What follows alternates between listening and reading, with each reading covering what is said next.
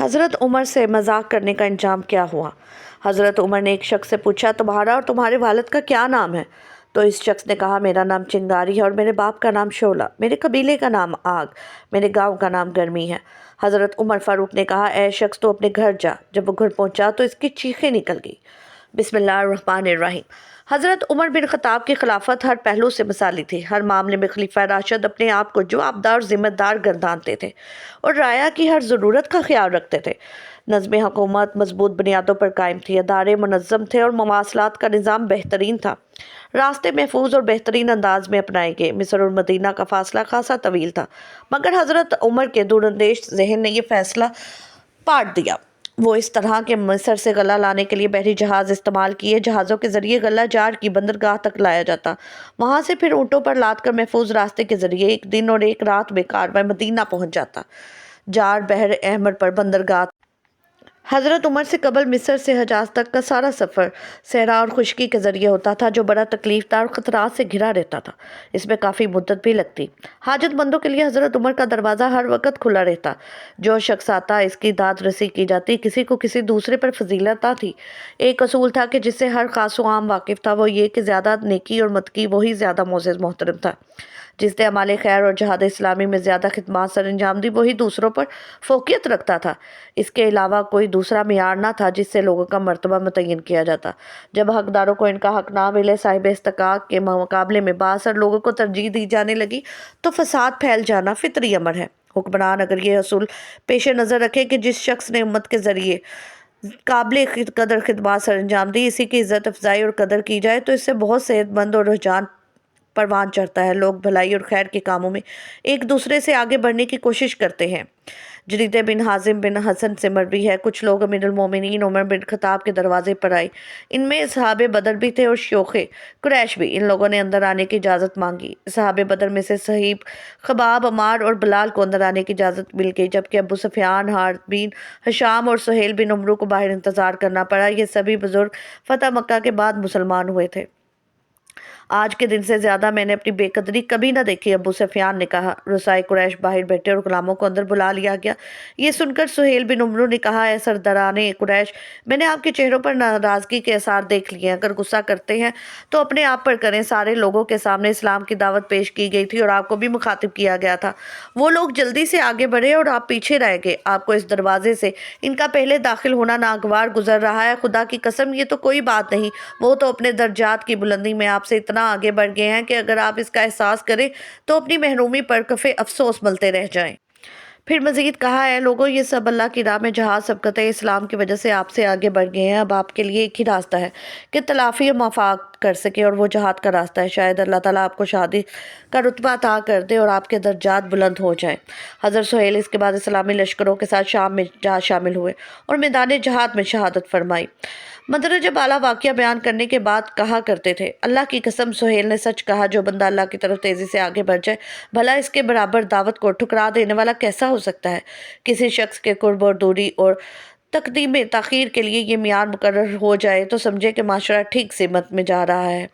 اصل چیز کردار اور اعمال صالح ہے، نہ کہ حسب و نسب اور ٹھاٹ باٹ۔ قرآن میں فرمایا گیا ہے کہ جس کسی نے ذرا برابر نیکی کی وہ اسے دیکھ لے گا، اور جس کسی نے ذرا برابر برائی کی وہ بھی اسے دیکھ لے گا۔ حضرت عمر بطور حاکم اپنے فرائض کی ادائیگی میں سرگرم عمل رہتے تھے۔ بہت سے نیک نفس حکمران اور بھی ہیں جو اپنے جملہ ذمہ داریوں کی ادائیگیوں کا اہتمام کرتے تھے۔ آج بھی اگر کوئی حکمران سنجیدگی سے کمر ہمت باندھ لے تو یہ کام کر سکتا ہے، مگر حضرت عمر کا اس معاملے میں کمال یہ ہے کہ وہ فرائض کی ادائیگی میں لطف محسوس کرتے تھے۔ ان کے نزدیک یہ عبادت کا حصہ تھا۔ رعایا کے لیے جذبات محبت اور نیکی کے کاموں کے لیے ہمیشہ کمر بستہ رہنا ان کی شان تھی۔ انہوں نے خلافت کا بھاری بوجھ اٹھایا اور اس کا حق ادا کیا۔ اس بوجھ کے باوجود دوسروں کا بوجھ کم کرنے کے لیے اپنے اوپر زیادہ بوجھ لادنے کی فکر میں رہتے تھے۔ حقداروں کو ان کے پاس پہنچ کر حق ادا کر دیا کرتے تھے۔ لوگوں کے حالات معلوم کرتے اور ان کی ضروریات پوری کرنے کے لیے اپنے کندھوں پر بوجھ اٹھایا کرتے۔ ایک مرتبہ حضرت عمر خود رجسٹر اٹھائے بنو غزا کے پاس پہنچے اور ان کے وظیفے انہیں دیتے ہوئے فرمایا، یہ ان کا حق ہے، انہیں اپنا یہ حق وصول کر کے اتنی خوشی نہیں ہوگی جتنی مجھے ادا کرتے وقت ہو رہی ہے۔ تم لوگ میری تعریف نہ کرو، میں نے کیا تیر مارا ہے، بس اپنا فرض ادا کیا ہے۔ ایک دن امیر المومنین حضرت عمر فاروق نے ایک شخص سے دریافت کیا کہ تمہارا نام اور تمہارے والد کا نام کیا ہے؟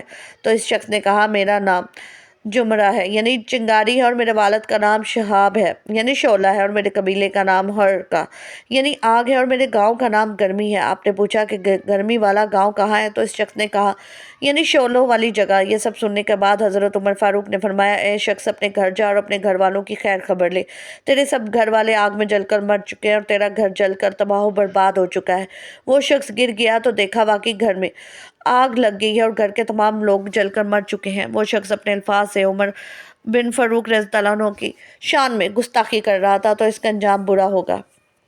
ایک مرتبہ امیر المومنین حضرت عمر فاروق نے ایک عظیم لشکر ایران کے شہر نہابند میں بھیجا اور نہابند شہر مدینہ طیبہ سے سینکڑوں میل کی دوری پر ہے۔ حضرت ساریہ رضی اللہ عنہ وہاں کے امیر تھے۔ امیر المومنین حضرت عمر نے ایک دن مدینہ طیبہ کی مسجد نبوی میں جمعہ کا خطاب دیا تو امیر المومنین نے بیچ خطبے میں خطبہ بند کر کے 3 مرتبہ فرمایا، ساریۃ الجبل اور ساریۃ الجبل یعنی اے ساریہ پہاڑ کی طرف دیکھو، اے ساریہ پہاڑ کی طرف دیکھو، اے ساریہ پہاڑ کی طرف دیکھو۔ مسجد نبوی کے تمام نمازی حیران و پریشان ہو گئے کہ آخر معاملہ کیا ہے۔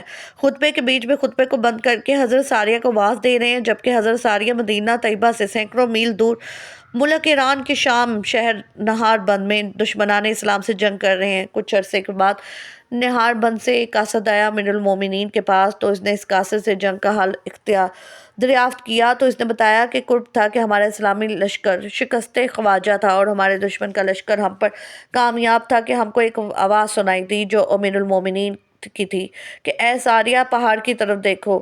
اس آواز کو ہم نے 3 مرتبہ سنا۔ اس آواز کو سن کر ہم نے پلٹ کر اپنے پیچھے پہاڑ کی طرف دیکھا تو دشمنوں کا ایک لشکر جو قریب تھا، جو پہاڑ کی طرف سے اسلامی فوج پر حملہ کرنے والا تھا۔ اس وقت تک ہم اس لشکر سے بے خبر تھے، لیکن جیسے ہی ہم نے یہ آواز سنی تو ہم نے فوراً پہاڑ کی طرف حملہ کر دیا۔ دشمن کی فوج ماری گئی اور کچھ لوگ بھاگ گئے۔ اللہ نے اسلامی لشکر کو فتح دی اور دشمن کا سارا منصوبہ امیر المومنین کی کرامات سے ناکام ہو گیا۔ ایک مرتبہ حضرت علی فرماتے ہیں کہ میں نے اپنے محبوب کے وصال شریف کے بعد خواب دیکھا کہ میں اپنے پیارے نبی کے پیچھے نماز پڑھ رہا ہوں۔ نماز ختم ہو گئی تو میں نے دیکھا کہ ایک شخص کھجور کا طبق لے آیا، حضور کی خدمت اقدس میں پیش کیا اور عرض کیا، ان کھجوروں کو نمازیوں میں تقسیم فرما دیں۔ آپ نے کھجور کا طبق لیا اور نمازیوں کے درمیان تقسیم فرمانا شروع کر دیا۔ حضرت مولا علی بیان کرتے ہیں کہ جب میری باری آئی تو میں نے خیال کیا کہ رسول اللہ صلی اللہ علیہ وسلم کی خدمت میں عرض کروں کہ میں 3 دن سے فاقہ کر رہا ہوں، اس لیے مجھے زیادہ کھجوریں عطا ہوئیں جائیں تو بہتر ہوگا۔ تو حضور صلی اللہ علیہ وسلم نے مجھ کو زیادہ حصہ نہیں دیا۔ میں خواب سے بیدار ہوا اور نماز فجر کے لیے مسجد میں گیا۔ حضرت عمر فاروق کے پیچھے نماز پڑھی۔ نماز کے بعد ایک صاحب کھجور سے بھرا ہوا طبق لے آئے۔ حضرت عمر فاروق رضی اللہ عنہ نے کھجوروں کو نمازیوں کے درمیان تقسیم فرمانا شروع کیا۔ جبکہ میری باری آئی تو میں نے حضرت عمر فاروق سے عرض کیا کہ میں 3 دن سے بھوکا ہوں، فاقے سے ہوں، اس لیے آپ مجھے زیادہ کھجوریں عطا فرما دیں تو کیا ہی اچھا ہوگا۔ تو حضرت عمر فاروق رضی اللہ عنہ نے فرمایا، اے علی، اگر رات کو رسول اللہ صلی اللہ علیہ وسلم آپ کو زیادہ کھجوریں عطا کیے ہوتے تو میں بھی آپ کو زیادہ کھجوریں دے دیتا۔ حضرت مولا علی رضی اللہ عنہ فرماتے ہیں کہ میں حیران ہوا اور میں نے جو کچھ خواب کی حالت میں دیکھا وہ سب حضرت عمر فاروق نے تمام نمازیوں کے بیچ مسجد میں بیان فرما دیا۔ امیر المومنین حضرت عمر فاروق کا دور خلافت ہے اور مدینہ طیبہ میں زلزلہ آیا۔ امیر المومنین نے اللہ تعالیٰ کی حمد و ثنا کی اور اپنے درے سے زمین کو مارا اور فرمایا، اے ایمان والو، اللہ تعالیٰ نے اپنے نیک بندوں کو کتنا اونچا مرتبہ عطا فرمایا، زمین کو محبوب بندوں کے تابع فرما دیا۔ دیکھیے، حضرت عمر فاروق کے حکم سے زمین ٹھہر گئی اور زلزلہ ختم ہو گیا۔ یہ شان عظمت حضرت عمر فاروق کی ہے، تو آپ کی شان عظمت کو کون سمجھ سکتا ہے؟ تو ناظرین، یہ ہوتی ہے اللہ والوں کی شان۔ اللہ تعالیٰ سے دعا ہے کہ اللہ ہمیں صحابہ کرام کے بتائے ہوئے طریقے پر زندگی گزارنے کی طاقت و توفیق عطا فرمائے، آمین۔ ناظرین، کمنٹ باکس میں اللہ تعالیٰ کے 99 ناموں میں سے ایک نام ضرور ٹائپ کریں۔ جزاک اللہ۔